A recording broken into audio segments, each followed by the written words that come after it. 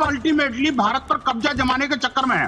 पहले पाकिस्तान वो जिन्ना का सपना था ना जी, पहले तो अभी महाराष्ट्र और झारखंड में कब्जा कर पाते हैं कि नहीं, क्योंकि मैं एक बार दानिश जी का जा रही, दानिश जी 2 बार आपका फ्रेम चला गया, आपके पास आई थी, तो मैं अब तीसरी बार कोशिश उम्मीद कर रही हूँ आपको आवाज आ रही है मेरी।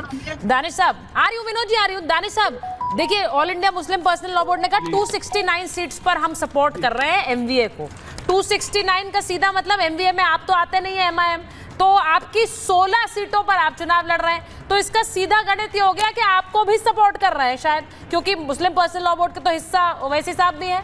तो वो एक गणित बड़ा क्लियर है कि एक तरफ ओवैसी साहब को भी सपोर्ट कर दो, दूसरी तरफ एमवीए को भी सपोर्ट कर दो, और ये भी बड़ा क्लियर है कि ये जो गोलबंदी हो रही है ये आपको भी सूट कर रही है।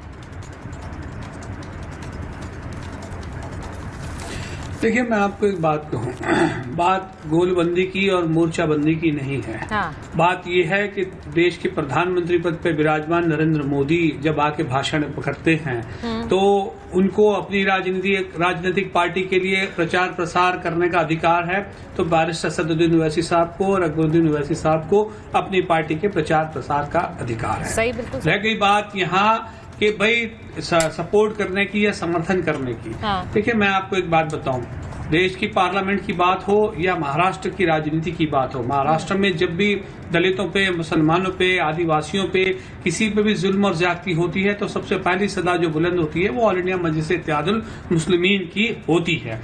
अब सवाल आके यहाँ ये खड़ा है कि वो राजनीतिक पार्टियां जो लोग सिर्फ, मैं आपसे ये पूछना चाहता हूं कि जो लोग सपोर्ट की बात कर रहे हैं, हाँ। उनसे किसी ने ये नहीं पूछा कि भैया जो प्रोपोर्शनल रिप्रेजेंटेशन था मुसलमानों का, कम से कम उतना कोटा तो देते, आप उतना कैंडिडेट तो देते, तो आप वो नहीं ले पा रहे हैं या नहीं लेना चाहते हैं ये, या और किसी पार्टी के पास प्रोपोर्शनल रिप्रेजेंटेशन से कहीं ज्यादा, थोड़ा सा कम, जितना कैंडिडेट भी उनके पास नहीं है। हाँ। तो दिक्कत क्या है कि ये लोग जो हमेशा से आजादी के बाद से, मैं मुसलसल कह रहा हूँ, आजादी की बात से लेकर अब तक पॉपुलेशन के प्रोपोर्शन आते हुए, जनसंख्या के प्रोपोर्शन में, सुनिए जनसंख्या के प्रोपोर्शन में कह रहे हैं ना।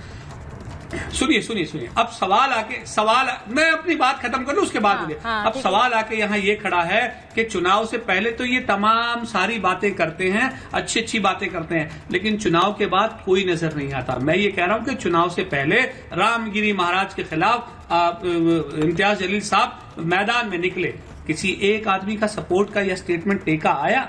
कोई नहीं आया। दिक्कत ये है कि जब मुसलमानों पे जुल्म नेता तो 15 मिनट याद दिला रहे हैं भाई, आपके नेता 15 मिनट वाली भाषण याद दिला रहे हैं। अकबरुद्दीन तो दिला ही रहे थे, अब असद साहब भी दिला रहे हैं, और वो तालियां बज रही है वहां क्राउड में, तो लोगों को पता नहीं है कि 15 मिनट से क्या मतलब है। क्या सब जानते हैं, ओवैसी साहब भी जानते हैं, जनता भी जानती है, 15 मिनट बार बार याद दिलाते हैं और मजे ले रहे हैं। रजाकार लोक पार्टी क्या, कैसे ये सही है?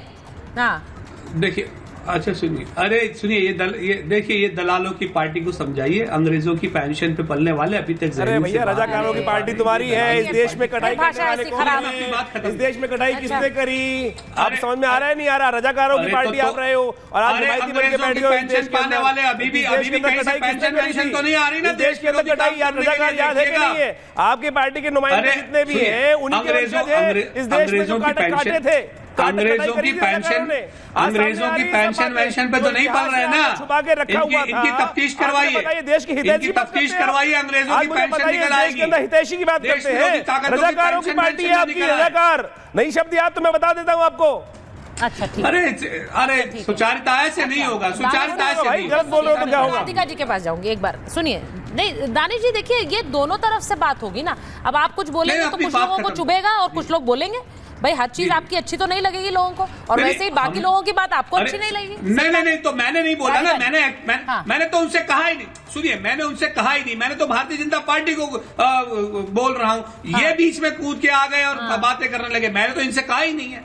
अब सवाल सुनिए, अब मैं अपनी बात खत्म कर लूं। अब सुनिए, अब सवाल आके यहाँ ये खड़ा है कि इस देश में जो राजनीति जिस तरीके की कल बनी हुई है, उसमें मैं ये कह रहा हूं कि अब से पहले इम्तियाज जलील साहब ने खत लिखा कि भाई we want to make a part, हम नहीं चाहते कि किसी तरह का कोई डिस्टर्बेंस हो जाए। तो ये जो लीड करने की बात कह रहे हैं, क्या इन लोगों की जिम्मेदारी ये नहीं थी कि भाई अगर आपको लगता है कि ये प्रॉब्लम क्रिएट हो रहा है तो आप इसका रास्ता निकालिए? तो नहीं, दरअसल ये चाहते नहीं है। देखिए आप आज बड़ी इंटेलेक्चुअल की तरह बात कर रहे हैं और बड़ी गंभीरता से बात कर रहे हैं, वो मुझे अच्छा भी लग रहा है। लेकिन देखिए सीधी बात है, थोड़ी हूँ, आप भी सुचारिता क्या बात है? नहीं, मैं बड़ी गंभीरता से बात कर रहे हैं, मुझे अच्छा लग रहा है। लेकिन देखिए उसमें मैंने जो सवाल पूछे वो कहीं लुप्त हो गए, इसीलिए मैंने बोला, क्योंकि आज आप बड़े संजीदगी से बात कर रहे हैं, लेकिन आपके नेता वहां जो बात कर रहे हैं, वो जो मैंने क्लिप भी दिखाई है, राधिका जी मुझे नहीं पता आपने देखी है कि नहीं, 15 मिनट हो, 15 मिनट याद है, 15 मिनट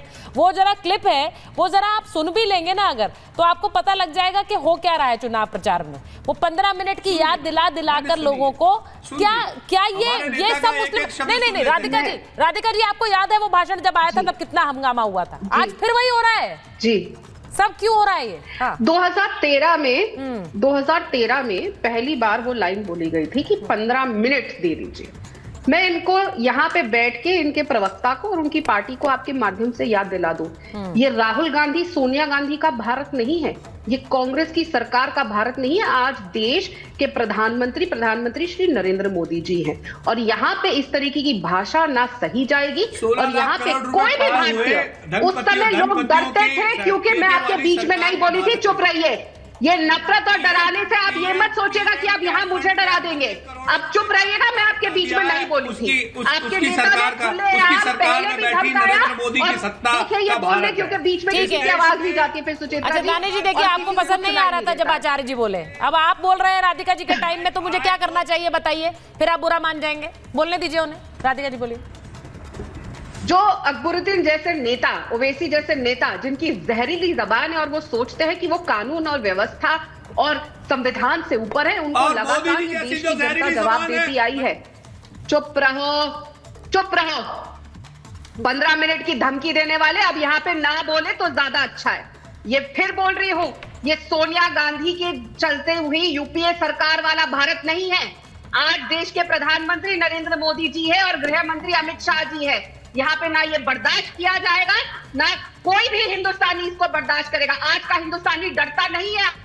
आप लोग सिर्फ बांटने, काटने, धमकाने की राजनीति करते हैं और सिर्फ कांग्रेस पार्टी को साथ देते हैं, उनकी ताल से ताल मिलाते हैं, क्योंकि वो भी यही बात करते हैं। कांग्रेस पार्टी का एजेंडा किस तरीके से सनातन धर्म नष्ट कर दिया जाए। प्रियंक खड़गे खुलेआम ये बात बोलते हैं लगातार। यहाँ पे बोला जा रहा था कि राहुल गांधी ने ये नहीं बोला, प्रियंका गांधी ने नहीं बोला, ये गुलाम अहमद मीर ने बोल दिया। अरे गुलाम अहमद मीर 8 में से एक जनरल सेक्रेटरी है, राहुल गांधी तो पार्टी के जनरल सेक्रेटरी भी नहीं है, ना प्रियंका वाड्रा है। लीजिए, एक जनरल सेक्रेटरी जब ये बात बोल रहा है तो उसके बहुत मायने होते हैं। और दिखाइए स्टेटमेंट है राहुल गांधी या प्रियंका वाड्रा ने। दीजिए भाई, अजय वर्मा जी को दीजिए। ये 15 मिनट वाला बयान भी गलत है। भाई जनरल सेक्रेटरी साहब को नहीं जानते अजय जी। अजय जी जनरल सेक्रेटरी साहब को नहीं जान रहे आप? उनकी बात की कोई हैसियत नहीं है। राधिका जी ने पोल खोल दी, उनकी कोई मतलब नहीं है, वैल्यू नहीं है।